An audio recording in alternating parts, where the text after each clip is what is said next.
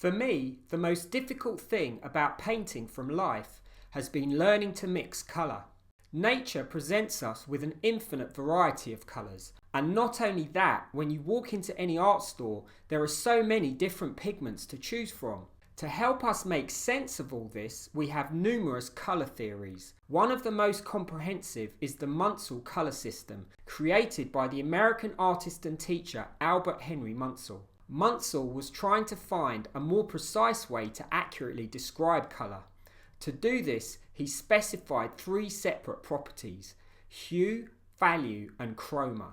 Munsell divided the visual spectrum into 5 principal hues and various intermediate hues. Value refers to the lightness or darkness of a colour, and chroma refers to its strength or purity. Graphic designers and photographers call this saturation, but I like the word intensity as it sounds less like jargon. So a colour is more intense or chromatic the further away it is from grey. Understanding these concepts is incredibly important, but in my opinion, trying to remember all these complicated colour charts isn't the most effective way to learn about them. The best way I know to learn about hue, value, and particularly intensity is by working with a limited palette made up of more chromatic versions of the 3 primaries: cadmium lemon, alizarin crimson, and ultramarine blue.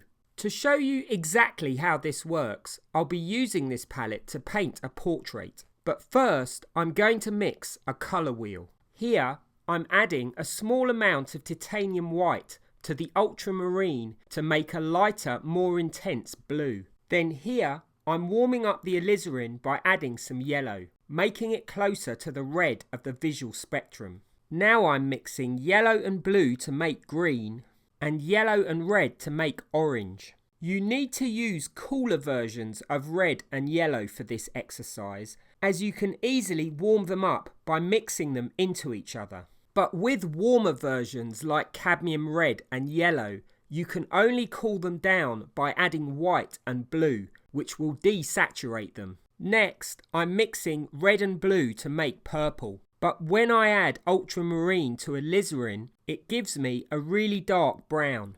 To create a more intense violet, I need to add some white. So a primary colour or 2 primary colours mixed together to create a secondary colour is the greatest degree of intensity that can be achieved with paint. But now, watch what happens when I mix a primary with a combination of the other 2 colours to create its complementary. It loses intensity and becomes more neutral. Then, when I add white, it becomes grey. This idea of neutralising colours is the key to colour mixing, because the colours we see in nature will very rarely be as intense as pure colour straight out of the tube. Here I'm using some pure lemon yellow to paint an actual lemon. And as you can see, that's way too intense. So now I'm neutralising the yellow by adding some of the other 2 primaries, alizarin and blue, and that's much more accurate. So even the brightest colours in nature will often need to be neutralised a little. Using this palette to paint a lemon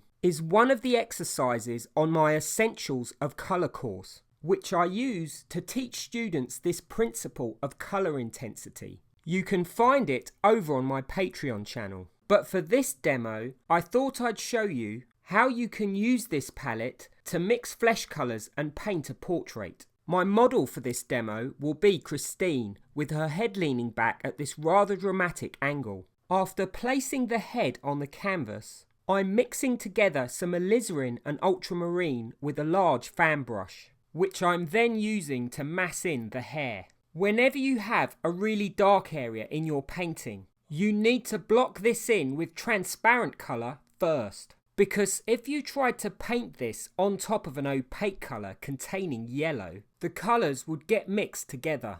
I'm now mixing a colour for the background. Because I'm working with more chromatic pigments, I purposefully chose a brightly coloured background. But mixing green with just yellow and blue would be way too intense. So I'm neutralising it slightly by adding a small amount of alizarin.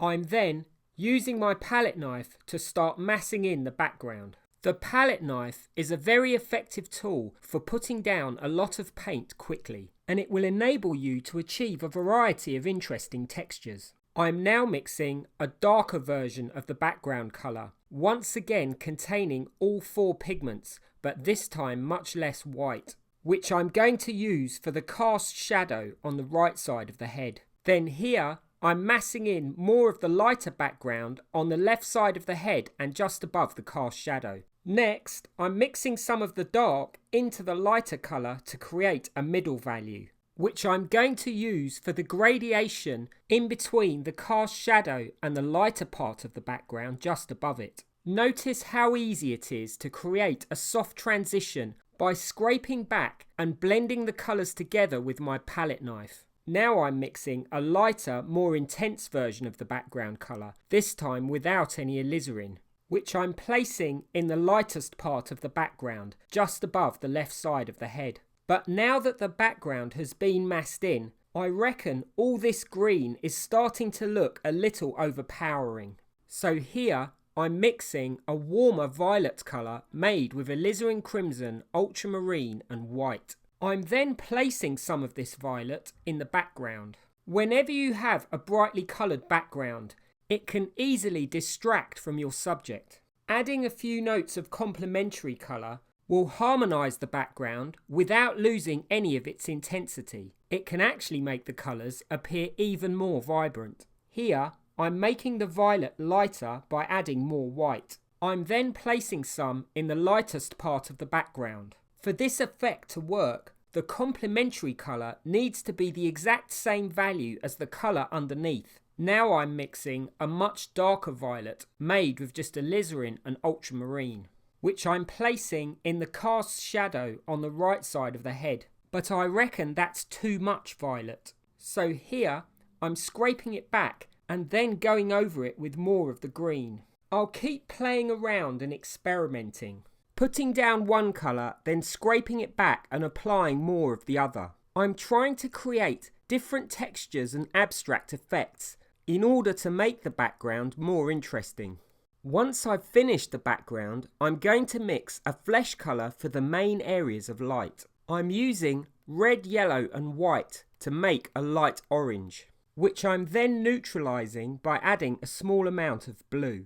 The biggest mistake people make when mixing flesh colours is to make them too pink or orange, when actually they're much greyer and more neutral. Because this palette uses more intense, powerful pigments, balancing the colours out with each other in order to mix greys can be more challenging. Now I'm mixing a warmer, darker colour for the shadows. This is a violet made with alizarin, ultramarine and white, then neutralised with yellow.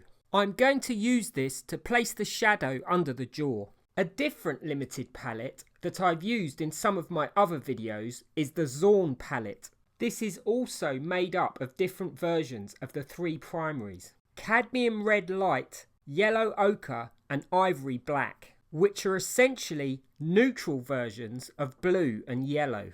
This makes it much easier for mixing neutral flesh tones. But you'd never be able to paint this green background, as yellow ochre and black will only give you an olive green. Therefore, the benefit of using more intense versions of the 3 primaries is that it enables you to achieve a much wider array of colours. Before I start work on the features, I'm first using my palette knife to mix up big piles of my main flesh colours. This is always a good idea, as it will save me from having to remix them later on.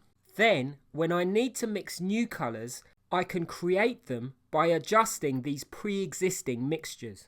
Here, I'm using some of the shadow colour to place some horizontal centre lines for the eyebrows and the bottom of the eyes. It's really important that I get their angle correct in order to describe the tilt of the head. Then here I'm indicating the right eye and the eyebrow. I'm now mixing a lighter flesh colour made by adding titanium white and alizarin to my colour for the main areas of light. I'm using this to place some small highlights just below the right eyebrow and on the bridge of the nose. Because she is facing towards the light, There are very few shadows on Christine's face, so these highlights are really important for creating a 3D appearance. Here I'm placing another small highlight on the right cheek, which lines up directly underneath the highlight on the bridge of the nose. So I'm checking to see how the highlights line up with each other to help me find the drawing. I'm now mixing a more intense, pinker version of my original flesh colour,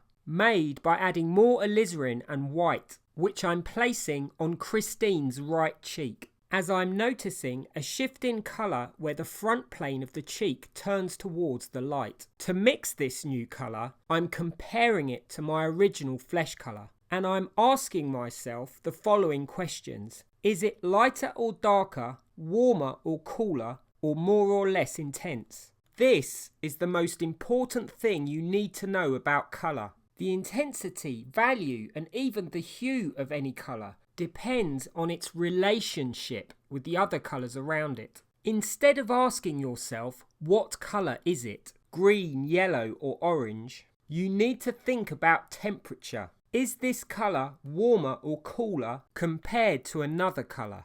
Then, to warm it up, you add red or a combination of red and yellow. To cool it down, you add blue or a combination of blue and yellow. To neutralise a warm colour, you mix it with a cool, and you neutralise a cool with a warm. As I mentioned before, very few colours in nature will be as intense as pure pigment straight out of the tube. So most mixtures will contain all three primaries. This works just like a colour printer, which uses cyan, magenta, yellow and black to create any colour. Once you can use a palette made up of more intense versions of the three primaries, substituting or including less chromatic versions, which will make it much easier to mix neutral colours, is really straightforward. But the greatest advantage of using a limited palette like this one is that it forces you to think about colours in terms of their relationships with each other, instead of trying to match them exactly. Hopefully, this video has helped you understand more about this principle of chroma or colour intensity. If you'd like to see exactly how this portrait was painted, there's a full-length version available to watch over on my Patreon channel, where you'll also find my Essentials of Colour course. Or watch this video next to learn more about colour temperature. Until next time, thanks for watching and good luck with your painting.